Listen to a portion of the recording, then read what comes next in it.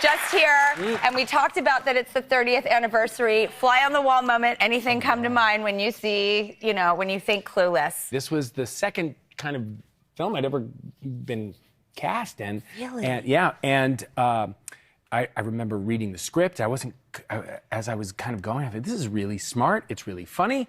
And we did a table read, and we were saying, we grew up with these John Hughes movies. Like, there was Pretty in Pink and Breakfast Club, and those movies were seminal to our generation. And it had been a while since we thought, there's a movie with a bunch of high school kids and stuff. Maybe this will be like that. Never really thinking that was going to be the case. And yet, here we are, 30 years later, and people still watch this movie. On repeat. It's such an honor to be a part of something like that. Well, you helped make it that. Okay, when you think of School of Rock, what comes to your mind? I think when I first read it, it was like written for me by my friend Mike White, the great, who's a genius, who now writes White Lotus. And directs everything. Continues to blow minds.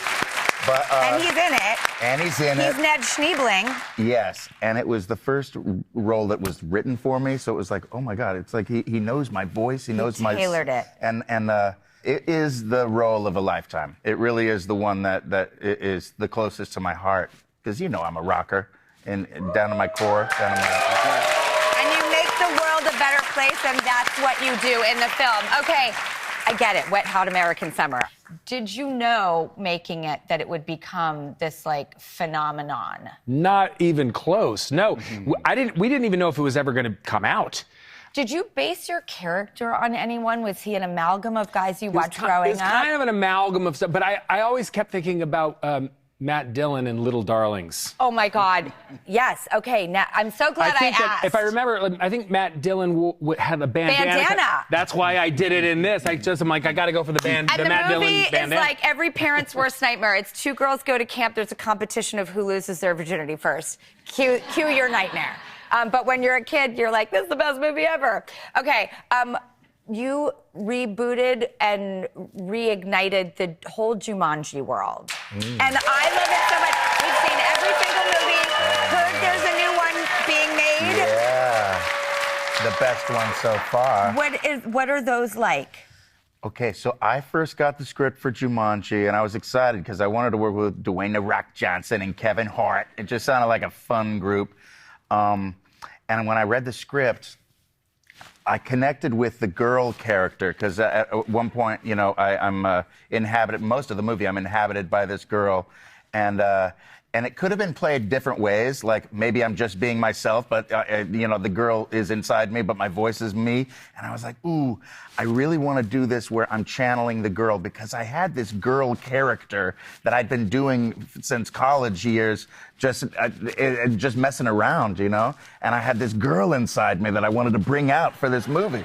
And I said to Jake, I was like, can I channel a girl character and really sound and Jake look and be a girl? Jake the director. Yeah, and he was like, yes, of course.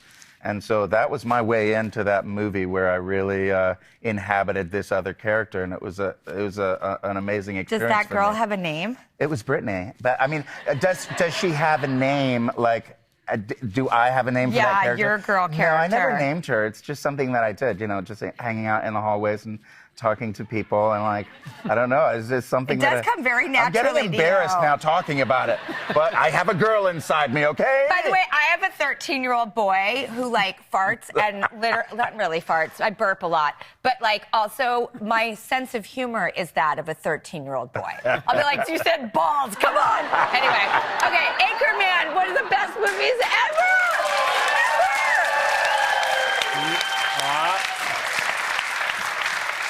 I mean, you really do embody these people and then become them. Do you have a hair, makeup, wardrobe ritual? Do you have a voice? Do you wear a certain perfume? That was all natural.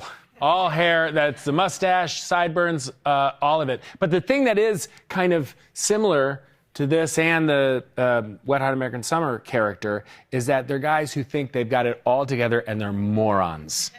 And those are such fun parts to play. I will say that the script for Anchorman and the script for Wet Hot American Summer, those were two scripts that I remember crying reading. I was laughing so hard that I kept them, and would just read them over and over again out of pleasure. Oh my God. There's two scripts that I've ever read, and those were the two. God, I have so to read well scripts written. like that more often. They're so rare. Well, we also dug into the archives because we have been at it for a while, and I found some throwback things. What?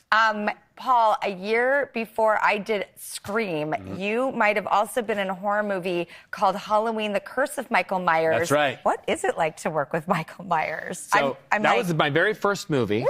Clueless was the second one. I remember there's a guy named George Wilbur was playing him. Nice guy. And it's a weird thing when you're standing next to Michael Myers and he's decked out, it's got the mask, everything, and the camera stop, and he just says, "You want to get a cup of coffee?" Or something? Go to the table. And then I remember one time chasing him. I think somewhere near that sequence, I'm running after him, and he turns a corner, or so he goes, "I'm running," and I turned a corner, and when I did it, he was off camera, and he was mooning me. No. So I actually got mooned by Michael Myers. Which, All right. Yeah. We'll be right back.